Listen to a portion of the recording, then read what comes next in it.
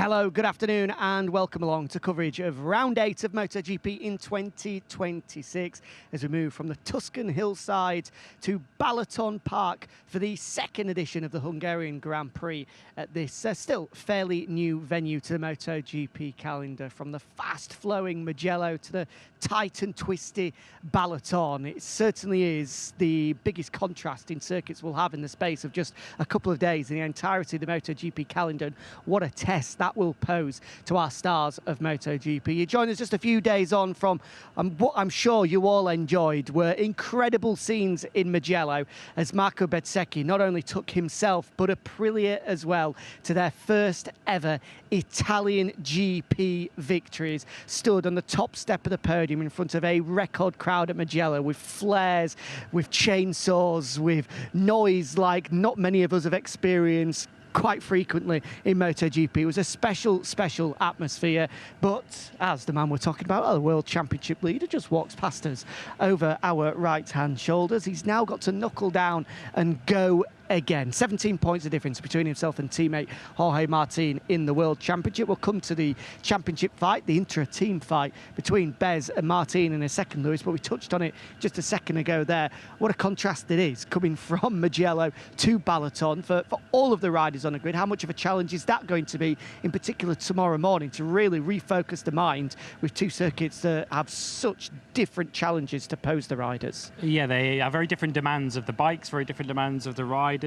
On a weekend when Formula One are racing in Monaco, this is almost Monaco without the houses, this sort of track. It is very tight and twisty. Qualifying is going to be so important around here. You need to get yourself that grid position. As we saw last year, Pedro Acosta gave us a great example of that last year when he got qualifying wrong and it cost him any chance of challenging Marc Marquez in the race. Yeah, it is a very different challenge. I described it last weekend, Mugello, as MotoGP almost unchained, unrestricted. They're very much going to feel a little bit restricted as they're not really able to let these bikes flow around a circuit such as this. But it's what makes a MotoGP World Championship what it is. You need that variety from different circuits to the next, different countries to the next, that throw up their own challenges. Manufacturers to play that maybe weren't there in Mugello. Yeah, top speed record went last weekend. I think we can be fairly safe in saying we're not going to see a top speed record go here. In fact, some of the technicians telling me that they only use second, third and fourth gear during the race, during the weekend. The only time they use first is to get it off the line. They don't even bother clicking into fifth or sixth. Such is the tight nature of the circuits. Let's focus on Bez then as he just rolls past us once again. It feels as though last Sunday in particular, was the pinnacle of his MotoGP career up until now. I'm sure he hopes, and there's a lot of people in black behind us in the Aprilia box hoping there's another pinnacle to reach. He can go yet further, but just how much will have that taken out of him? We could just see when he was stood on the pit wall, taking in the embrace of the fans, the emotion that really overcame him when he stood on the top step of the podium at Mugello for the very first time and he looked down among the adoring fans beneath him. It felt as though that not only physically will a lot have been taken out of Marco, but more so emotionally. Surely that will have absolutely drained him. So what kind of a test is this weekend to pick himself up and have to go again, which of course you have to do in World Championship fights? Perhaps the biggest test of his World Championship credentials, isn't it? To get over that kind of high, that ultimate high that he had last weekend. You've got to have that relentless consistency if you're going to win a World Championship. That's what Marc Marquez over so many years has been so brilliant at. It was around about the sort of early part of the summer last year where he went on that incredible run, 7 doubles in a row. And Marco Bezzecchi, I'm not saying he's going to achieve that sort of run, but he's got to have that mindset of, right, I've got to park what happened in Mugello. As unbelievable as it was, those are the moments that when he retires, he'll remember forever. Winning in front of his family, winning the Italian Grand Prix and the Italian rider is about as good as it gets. But he has to think of the long-term goal. He has to think of, as you say, the biggest moment of his career so far, and there's one even bigger mountain to try and climb now for the rest of the season, because we know that he's up against a rider who won't be relenting at all. Jorge Martin in this battle for the World Championship has been down this road before. He won't relent. He will be ultra consistent as we go through this World Championship battle, and he'll ask big questions of Marco Bezzecchi. So yeah, as much as we talk about a different challenge that the circuit provides this weekend, which as mentioned might bring potentially the likes of KTM, potentially Marc Marquez a little more into play than they were last time out in Mugello, for Marco Bezzecchi, he's going to have to make sure that he's on the ball right from Friday. Because I mentioned it again, this is a circuit where qualifying is going to be half the battle, getting yourself on the front row of the grid.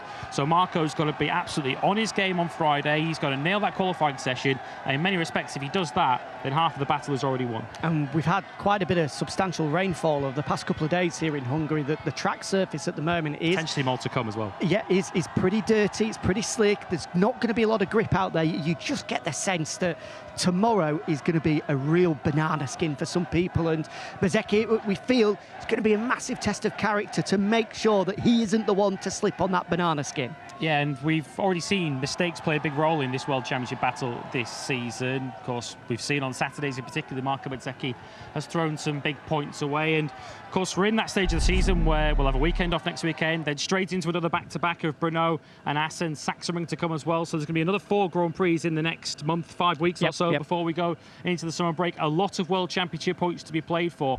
And Marco, he's not won a World Championship before, but he's fought for World Championships. He's fought for one against Jorge Martin before in Moto3. So as much as he hasn't been down this road before, he will know what's expected of him, and he'll know that he's got a motorcycle that is the peak in MotoGP right up now. It was incredible through last weekend in Mugello. After Friday, we thought maybe Ducati had a bit of an edge on Aprilia. The tables completely turned by the time we got to Saturday and Sunday. Aprilia had the clear advantage.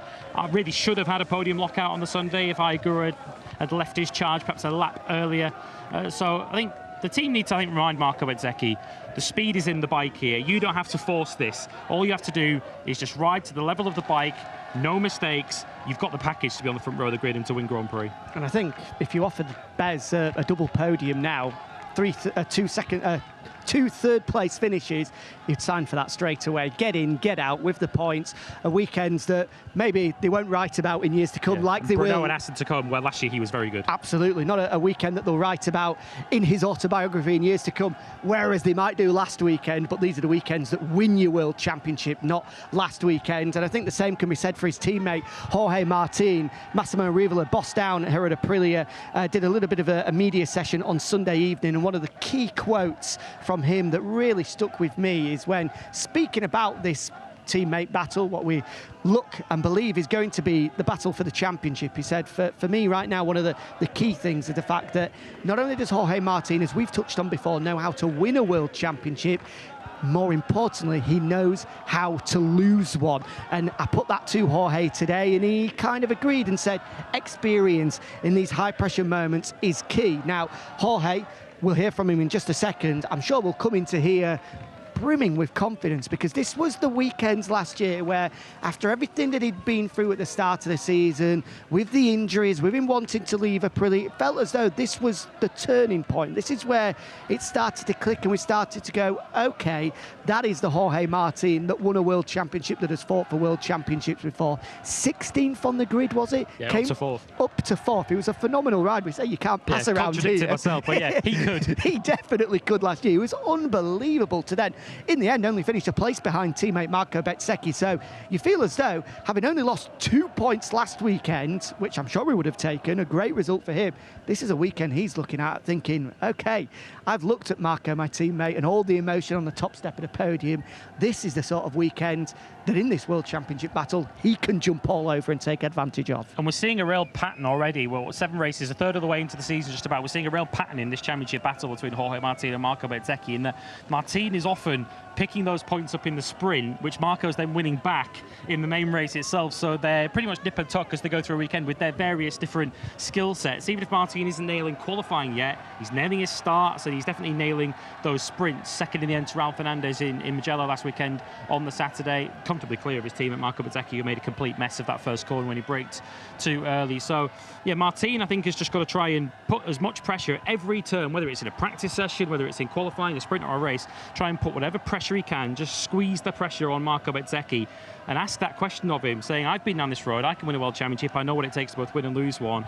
Can you handle the pressure? Because Jorge Martin has already made it clear to Marco Bezzecchi that he is not going anywhere. Absolutely. You were just watching some of those Aprilia celebrations. Casa Nostra, our house. How much it will have meant to Aprilia, especially with their Italian rivals Ducati celebrating their 100th anniversary of a special livery in Mugello, and Aprilia went and secured their first ever 1-2 finish to really rub it in their faces, and that is exactly what they did. We'll hear from Jorge Martin very shortly, but this weekend, which we'll get onto with some of the key rivals to the Aprilia guys, where I'm not expecting, I don't think others are expecting, that clear advantage Aprilia have had on a Sunday will be there. Aprilia, we've spoken about at length, is such a front-end dominated motorcycle, and the reason on a Sunday they've been able to look after that rear tyre better than anyone else is the fact that because of the brilliance of that front end, they've got so much natural turning, they're not having to use the rear and therefore use up the rubber of the rear to turn the bike and be able to get the bike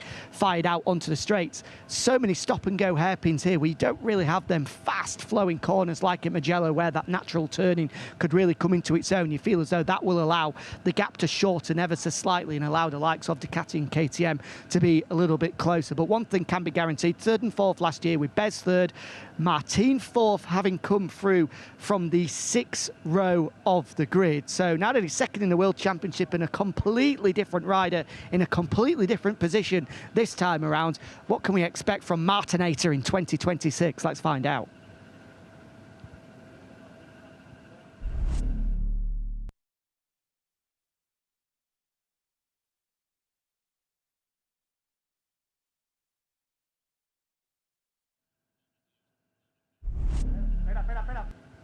Well, hopefully we'll hear from Jorge Martin shortly. Fingers crossed we can.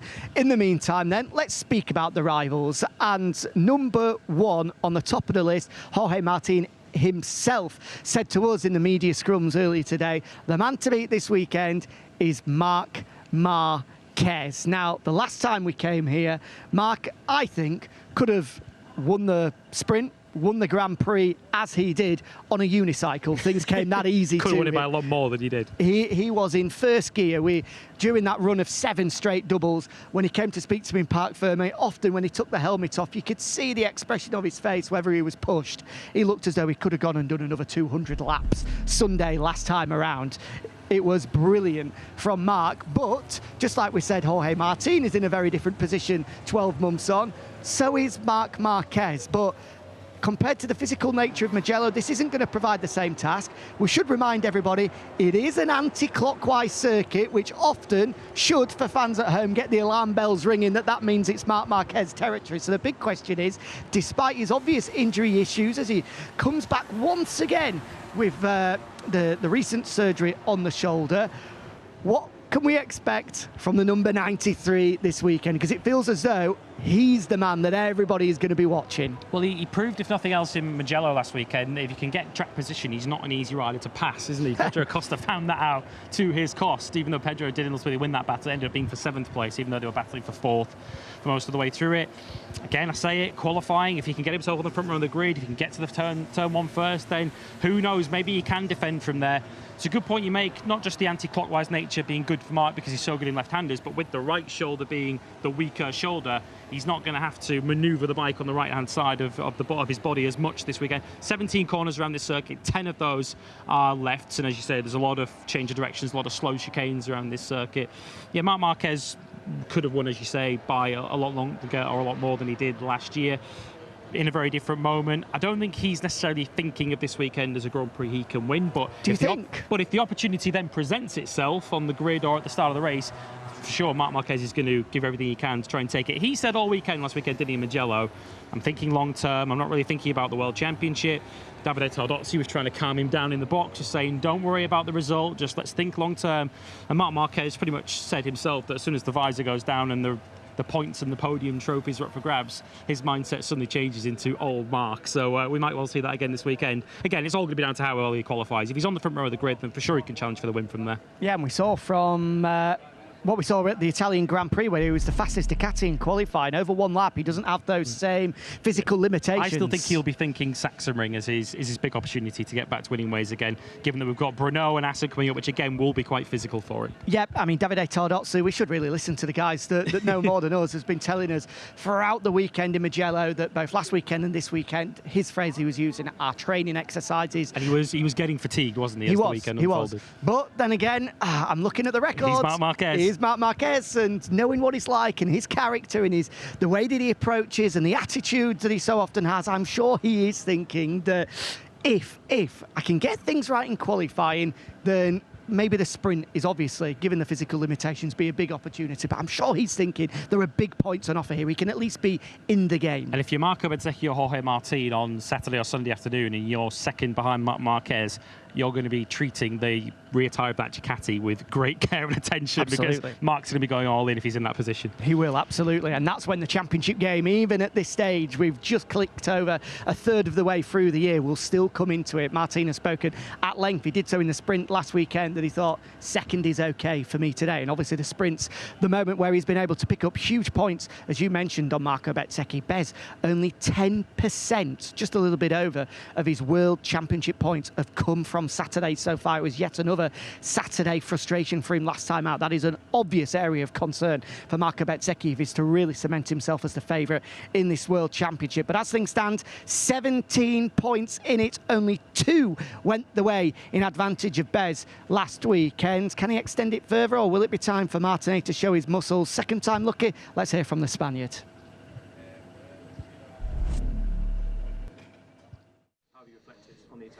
Yeah, as you said, I feel really grateful to be able to compete almost at my 100%. I felt super good in Mugello. That is one of the toughest races, and even if I was quite tired the last few laps, I was able to keep a strong pace, and yeah, finishing second was super nice. For sure, I need to still work a lot to improve, because Marco is really raising up, the level. So yeah, I have to still work as always and try to improve myself to catch him. But anyway, I'm feeling good, and I hope that we continue this way. What are those areas you're looking to try and bridge the gap? It doesn't seem like much of a gap to us. I know you're 17 points down, but it looks really close. Yeah, for sure. There are not a lot of areas, but for sure qualifying is one thing that I want to improve. Mugello was good, but the average of the season is not nice. And then also in there's electronic and managing the tire, I still miss something. For sure, I'm strong, but at the point I start to manage the tire, I really suffer to keep the pace. So there is something that we need to understand. But anyway, here we start from zero. Here is a track where you don't need to manage that much, and it's just terms of speed. So I think it can fit to my riding style and to my performance. I think one of the highlights last year for you was here, that P4 finish and the comeback ride on the Sunday. So happy memories from here from last year, and you're a different rider, riding much better with the Aprilia as well. So I can imagine you're confident coming in. Yeah, absolutely. I have nice memories, but you are not fast because of the memories. So we have to work a lot to try to understand, because we have a new setup, new bike. So we will have to adapt to this strange track. I really like to ride here, but anyway, on Friday we will have a lot of work, so we have to be really focused. Cheers, Jorge. Have a good one. Thank you. Thank you. So there we go. Good to at last hear from Jorge Martin. Quiet confidence, but saying it's going to be a key weekend of work. We touched on Marc Marquez and his obvious opportunities this weekend. Incidentally, you'll be hearing from Marco Bezzecchi and Marc Marquez in the pre-event press conference, which is coming your way live in around about 15 minutes' time. Ayagura also there after his fabulous ride through to 4th in Mugello. But the man to deny him on the podium was Pecco Bagnaia. I asked him, and we're going to hear from him in a second as well, just an hour or so ago, whether he feels like a different man walking into the paddock this weekend. What benefit has that Mugello podium done? And he said, well, I don't feel like a different man, apart from I'm just a lot happier. And so he should be as well. It felt like a huge performance at a very, very opportune moment for the former world champ. And you feel like that's half the battle, don't you, with Pecco Bagnaia? If he's happy and he's very much focused and calm in the head and not worrying about what his teammate has been doing on the other side of the box, which has been the story for the last year and a half, then Pecco's just got to focus on his own job, doing his own thing, because we know he's a fine rider. Here last year felt like some small signs in the right direction were being taken on the Sunday, because he got through to 8th, I think it was, at the end of the checker flag after what had been another tough weekend. And yeah, it was a brilliant ride for him. Of course, didn't stand on the podium in Barcelona, but it is 2 podiums in a row now for Pecco Bagnaia. And through everything he put into that weekend in Mugello, from Friday all the way through to the sprint on the Saturday and ultimately the race on the Sunday, he put in a lot of work to get into that position on the final lap to get on the podium. I think it would have felt quite cruel, with no disrespect intended to Ayagura on the final lap, if he had been denied that third place. So, yeah, he comes here almost not a man reborn, because Pecco Bagnaia comes to MotoGP weekends aiming to win them rather than finish on the podium. But, yeah, he's clearly taking steps in the right direction. And, yeah, he's going to be another one of those riders who's going to be thinking maybe this tighter, twisty racetrack might just close the pack back up again, as once again Marco Bezzecchi is gate crashing this gear-up show. Giving us ready to head up to the press conference in a moment. Very relaxed is the World Championship leader, who of course shared that podium with Pecco Bagnaia. And yes, Pecco's won 3 Italian Grand Prix before, so he's enjoyed that euphoria that Marco did last weekend. But it does feel like a milestone moment potentially for Pecco Bagnaia to almost, we hope from his point of view, just close the page on what's been a difficult year and a bit. Yeah, and that comes from the technical changes that Ducati have made as well.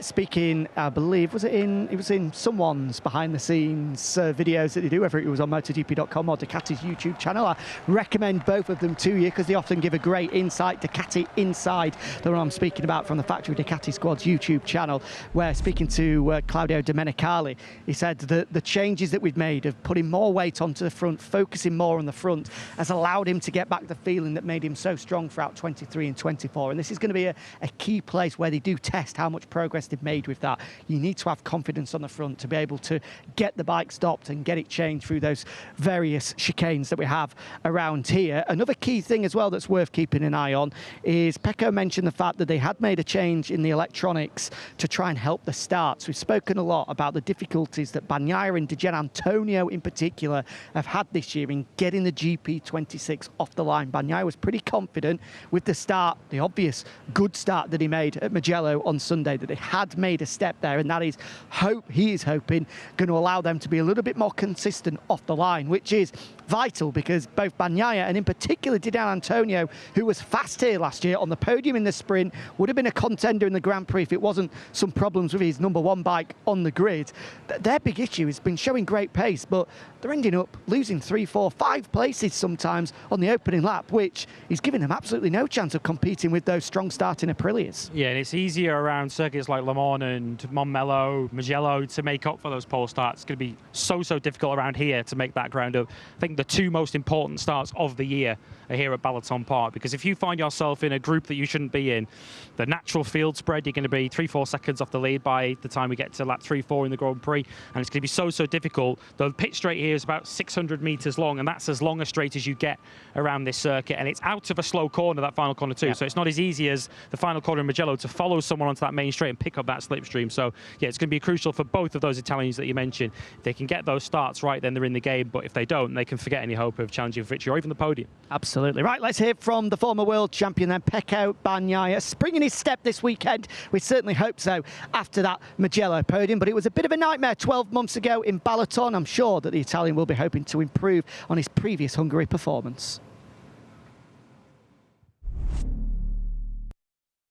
Quite a bit. We worked well in Mugello, and we were very strong always in Mugello. So I just want to see if also in this track, that is one of the worst for me, will work well. But I think so, because the back of these seasons suits better to this kind of track. Last year was a nightmare for me. The bike was pushing a lot, was not turning, so I struggle a lot. And I think this year will be better because the bike stopped better.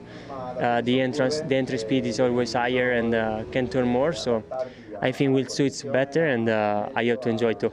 Are the changes you mentioned in Mugello about moving weight to the front, turning better, are they from the Jerez test? Because from there it looks like you've made some important steps. Yeah, I think we are working well, and we just need to continue in this way. I think for this race we will do another step in that direction, and I think we work because this bike is have too much weight on the back of the bike. So we are trying race by race to move it forward, and I feel better. So I just hope that we'll be better here, and we can fight again for the top 3. Completely different track, challenge, atmosphere compared to Mugello. How as a rider do you adapt from such a unique weekend in Mugello to then coming here and a very sort of tight and twisty circuit? We are literally from the top to the bottom. Mugello track is the best one with other with Malaysia, and this one is the worst by far. So we need to be ready for everything. This track is very slow. You need to stop a lot the bike. You need to put reverse to make some corners. So it will be important to adapt well from the start and making more laps to get in the rhythm. Thank you, Pecco. Have a good weekend. So there we go. Good to hear from Pecco Bagnaia. Definitely hoping to be up there challenging at the front. Another rider that we fully anticipate after a difficult weekend in Italy can really make an impression this weekend is KTM's Pedro Acosta. Was one of the real contenders, one of the real front runners last year on our first visit to Balaton Park. All went wrong in qualifying, but you feel if it wasn't for that, it might not have beaten Marc Marquez, but certainly would have given him a lot more to think about. Yeah, he was second anyway, wasn't he, in the Grand Prix, but not a very close one. And as you say, it all went wrong. The moment he lobbed his KTM at our cameraman down at turn 8 and very nearly sent him for a very painful journey, it all went wrong for Pedro Acosta. KTM was saying as far back as last weekend that they expect to be much stronger here in Mugello, because it's weird, isn't it, how we've gone from a situation where we were talking about the KTMs being complete rockets down the main straights. They were the ones setting top speed records. They were the reference to the straight line, and now they're watching Aprilias and Ducatis just whistle past them down the main straight in Mugello. That was where Pedro felt he was really weak relative to the others. It was on ultimate top speed, which isn't going to be a big problem for KTM around here. And I feel like it's the kind of circuit, this one, where the rider can just hustle a bike around to a result that they might not be able to at some of the wider, more open circuits on the calendar. So I think Pedro Acosta at the start of the year might have just circled this one and said, this could be an opportunity for me to just put my KTM in a place where maybe it doesn't belong in terms of its general competitiveness against Ducati and Aprilia. Yeah, absolutely. You do get the feeling that it's a circuit where the obvious strengths and weaknesses of a motorcycle are shadowed ever so slightly by the nature of the track. And as you say, it's one where the rider themselves, exactly, and the riders we've mentioned that we think are going to be up there, Marc Marquez, Pedro Acosta. If you haven't watched highlights of the Mugello race then from Sunday, then make sure you do, and you'll understand why they're top of the list when it comes to MotoGP's best barroom brawlers. Another rider we should mention as well that I think has got a good chance this weekend is Joan Mir. The nature of the Honda, we've seen stop-and-go circuits like like Japan when he jumped onto the box for the very first time. This is a similar feel to it, and it could be another opportunity for Joan Mir and Honda to get in on the act. Yeah, and again, I guess it's going to come down to qualifying for them.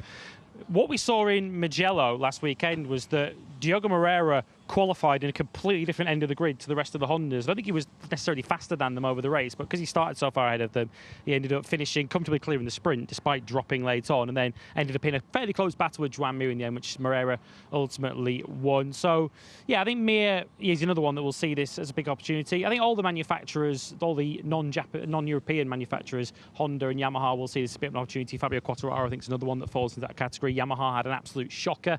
I think it's fair to say, even allowing for Rins's strong Friday in Mugello, so they would have been quite keen to get out of a circuit that clearly didn't favour their bike. And again, to underline the point you made once again, Yamaha will certainly fall into the category of a factory whose this circuit will mask the deficiencies of their bike to a certain extent. Toprak Razgatlioglu was a bit of a weapon around here on a World Superbike.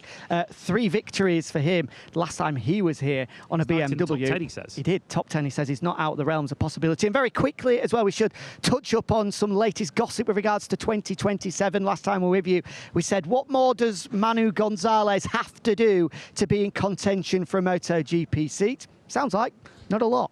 Dominate at Mugello, and that should do the job. He's clearly had a bit of a point to prove in recent races. He's riding with the air of a man who's trying to prove a few people wrong, and no one doesn't need to prove anything to anyone in Moto2. It's in MotoGP pit lanes he needs to prove a bit of a point. So he looks like he might well have earned his way onto the MotoGP grid for next season with a team that, of course, he has ridden for, albeit in a test before. Yeah, deep in talks, we understand, with Trackhouse Racing, meaning that there's a potential opening at Tech 3 for another rookie, Senna Aegis, the Australian teammate to Manu Gonzalez, a name that has been strongly linked there as well. It does look as though the roundabout, the circus of MotoGP's silly season is very soon going to stop. Of course, nothing is official apart from the fact that Marco Bezzecchi is staying at Aprilia, but we understand that those announcements should be coming through very soon. In the background, though, there are plenty of deals, trust us, that have been signed and have been signed for a very long time. But our focus this weekend is on Balaton Park, the Hungarian Grand Prix once again